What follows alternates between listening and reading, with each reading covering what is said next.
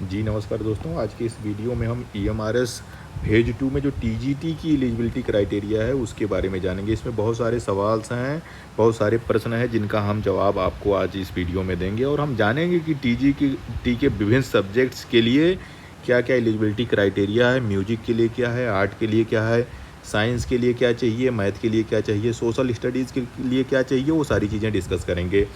जो चीज़ है, पहला चीज़ हम अगर बात करें, ये नया नोटिफिकेशन है, फेज 2 का नोटिफिकेशन है। इसमें बहुत सारे बदलाव किए गए हैं। पिछले वाले नोटिफिकेशन के मुकाबले इसमें कुछ अलग चीज़ें जोड़ी गई हैं। जैसे परसेंटेज की जो बात आई है कि मिनिमम 50% होना चाहिए, वो पहले 23 वाले नोटिफिकेशन में नहीं था, ये इस वाले नोटिफिकेशन में डाला गया है।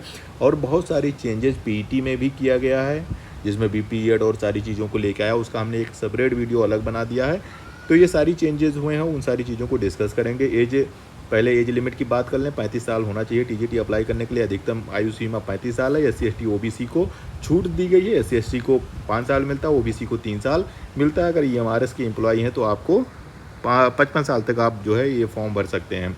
अब हम बात करें कि जो इसेंशियल क्वालिफिकेशन है जो चाहिए, वो है, इसमें 3 चीज़ चाहिए BEd के लिए, TGT के लिए। पहला है ये है कि आपके पास ग्रेजुएशन होना चाहिए उस सब्जेक्ट में जिस सब्जेक्ट के लिए आप अप्लाई किए हों, और तीनों साल आप वो सब्जेक्ट पढ़े हों ग्रेजुएशन में।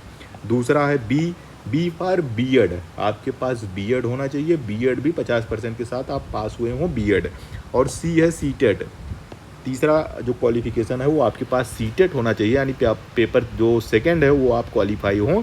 तो ये 3 इसेंशियल एलिजिबिलिटी क्राइटेरिया है जिसको आपको फुलफिल करना पड़ेगा अगर आप EMRS के TGT पद के लिए अप्लाई करना चाहते हैं। तो ये पहले हम इसको और समझ लेते हैं, जो ये परसेंटेज वाला है, कि क्या हर साल हर सब्जेक्ट में 50% चाहिए या फिर कैसे इसका पूरा चीज़ है। तो पहले नोटिफिकेशन पढ़ते हैं।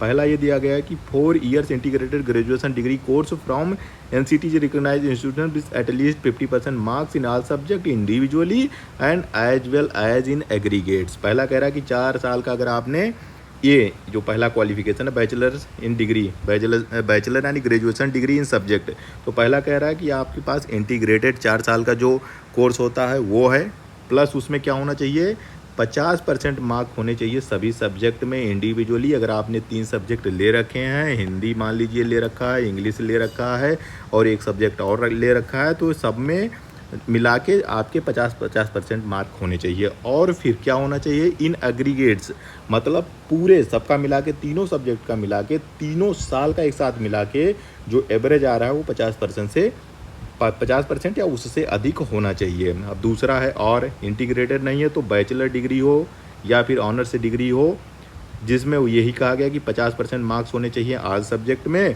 प्लस क्या कहा रहा है, individually as well as in aggregates.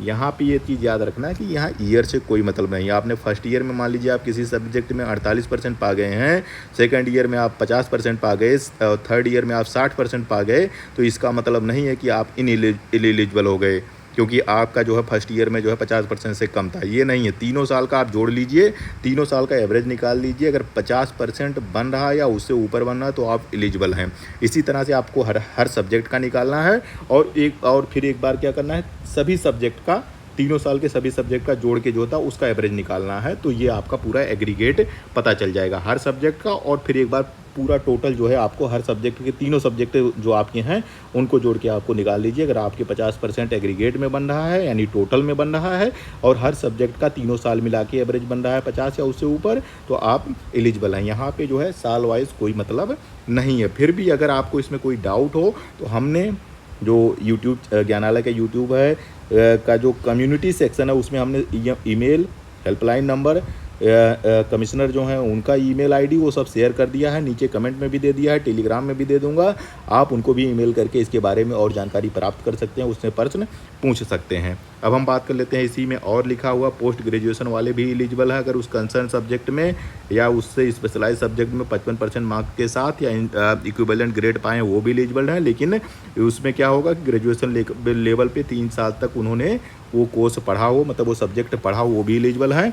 और BEd MAd इंटीग्रेटेड किए हैं तो वो भी एलिजिबल हैं। अब हम बात कर लेते हैं BEd की। ये तो रहा कि ग्रेजुएशन ऐसा होना चाहिए। अब हम बात कर लेते हैं कि BEd में, BEd का वही है 50% के साथ आपने बीएड किया हुआ है, हाँ ये ज़रूरी है, 50% होना चाहिए। या फिर आपने 3 साल का इंटीग्रेटेड बीएड एमएड किया है तो वो भी आपका चल जाएगा, 50% होना चाहिए।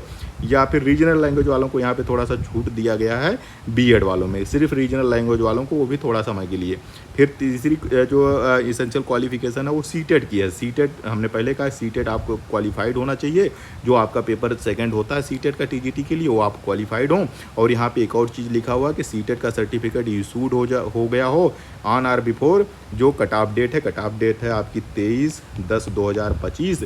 23/10/2025 आपको जो है सीटेट का आपके पास जो है सर्टिफिकेट होना चाहिए, अगर आप इसके लिए अप्लाई करना चाहते हैं। बहुत सारे लोग अभी सीटेट लेट हो रहा है, सीटेट का एग्ज़ाम नहीं हुआ, तो वो लोग इससे बाहर हो सकते हैं क्योंकि उनको सीटेट का सर्टिफिकेट नहीं मिलेगा। तो जिनके पास सीटेट 23/10/2025 तक मिल जाता वो इसके लिए एलिजिबल हो जाएंगे टीजीटी के लिए। फिर हम और बात कर लेते हैं, ये सब तो बाकी वैसे सारी चीज़ें लिखी हुई है, इंडिविजुअली और इन ग्रेड वही भी है, वो सारा चीज़ चल जाएगा। अब हम सब्जेक्ट वाइज बात कर लेते हैं, हर सब्जेक्ट का बात कर लेते हैं। पहला हम बात कर लेते हैं टीजीटी हिंदी के लिए।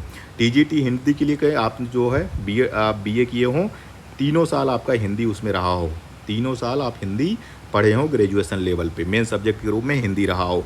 इसी तरह से अंग्रेजी ले दीजिए तो अंग्रेजी भी आपने ग्रेजुएशन लेवल के 3 साल पे, ये नहीं कि 2 साल पढ़े हों तो नहीं चलेगा, 3 साल आपका इंग्लिश रहा हो ग्रेजुएशन लेवल पे तो आप इसके लिए एलिजिबल हैं। यहीं आप ये भी जोड़ लीजिएगा कि 50%, पहले इन्होंने बता दिया कि 50% होना चाहिए, ग्रेजुएशन में 50% होना चाहिए, प्लस हर सब्जेक्ट में जो है 50% आपके आने चाहिए, 50% मिनिमम, मतलब 50% होने चाहिए, उससे ज़्यादा जितने भी हो जाएँ उसमें कोई दिक्कत नहीं है। अब हम बात कर लेते हैं मैथ की, टीजीटी मैथ के लिए। तो टीजीटी मैथ के लिए यहाँ पे कुछ कॉम्बिनेशन दिया गया है, उसको देख लीजिए। टीजीटी मैथ के लिए पहला चीज़ है कि 3 साल आपको पढ़ना ही पढ़ना पड़ेगा, 3 साल आपने मैथ पढ़ा हो ग्रेजुएशन में, उसके साथ ही आपका 1 साल आप फिजिक्स पढ़े हो कम से कम, और एक साल जो है आप या तो केमिस्ट्री पढ़े हों या इलेक्ट्रॉनिक्स पढ़े हों या कंप्यूटर साइंस पढ़े हों या स्टैटिस्टिक्स पढ़े हों तो भी आप चल जाएंगे। तो पहला हो गया कि मैथ के लिए आपको 3 साल मैथ होना चाहिए, 2 साल नहीं, 1 साल नहीं, 3 साल पूरा ग्रेजुएशन आपका मैथ होना चाहिए लास्ट फाइनल ईयर तक।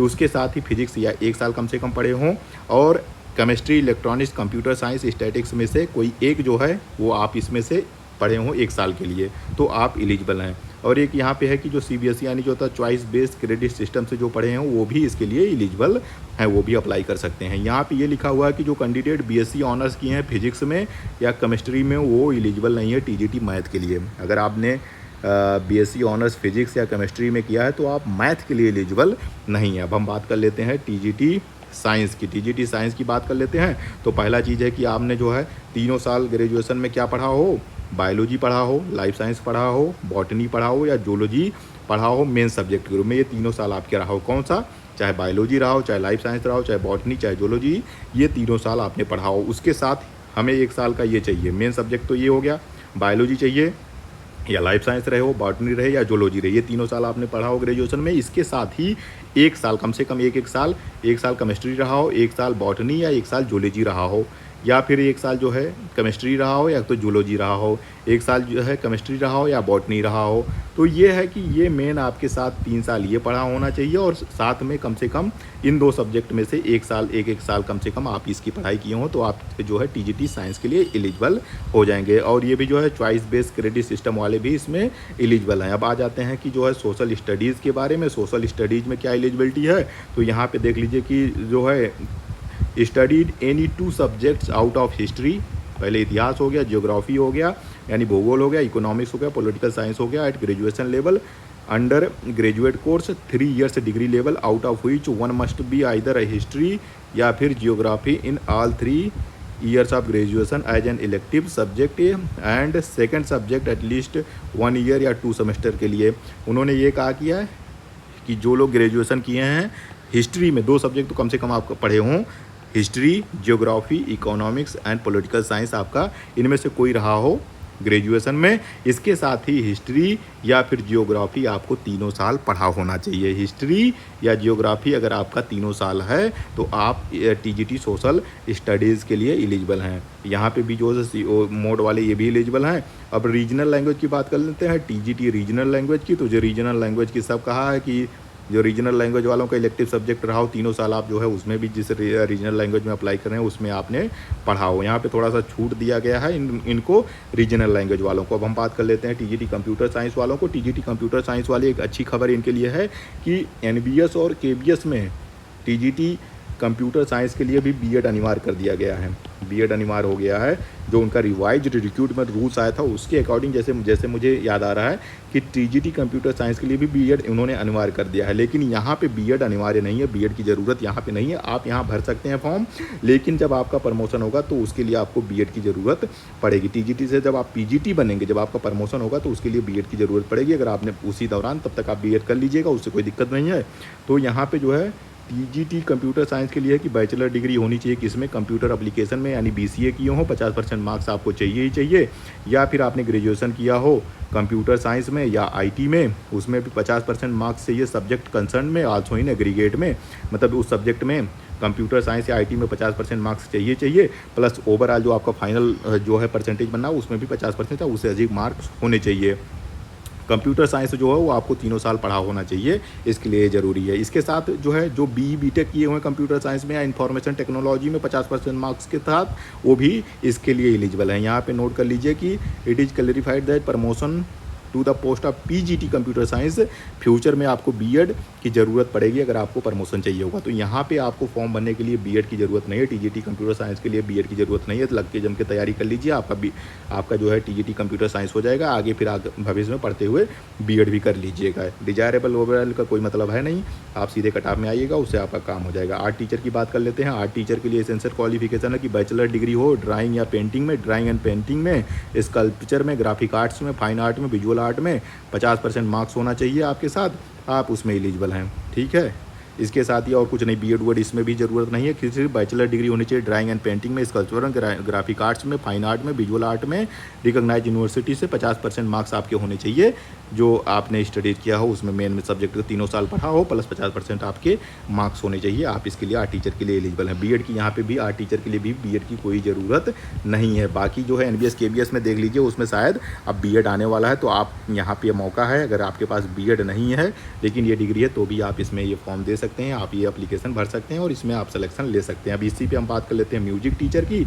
म्यूजिक टीचर की बात कर लें तो यहाँ पे भी देख लीजिए कि बैचलर डिग्री होनी चाहिए म्यूजिक में या परफॉर्मिंग आर्ट में, 50% मार्क्स उसमें आपके मिले हुए हों, किसमें, एग्रीगेट में भी, और जो कंसर्न सब्जेक्ट है उसमें भी 50% होना चाहिए। प्लस म्यूजिक आपने तीनों साल पढ़ा हो। इनके लिए भी बीएड की ज़रूरत नहीं है। म्यूजिक के लिए भी बीएड की ज़रूरत नहीं है। बीएड की ज़रूरत म्यूजिक में भी नहीं है। सिर्फ बैचलर डिग्री होनी चाहिए, तीनों साल आपने जो है म्यूजिक या परफॉर्मिंग आर्ट आप पढ़ा हो, और सब्जेक्ट में 50% मार्क हो हर सब्जेक्ट में, मतलब कंसर्न सब्जेक्ट में, कंसर्न सब्जेक्ट यहाँ लिखा हुआ है, मतलब म्यूजिक या परफॉर्मिंग आर्ट में 50% होने चाहिए आपके।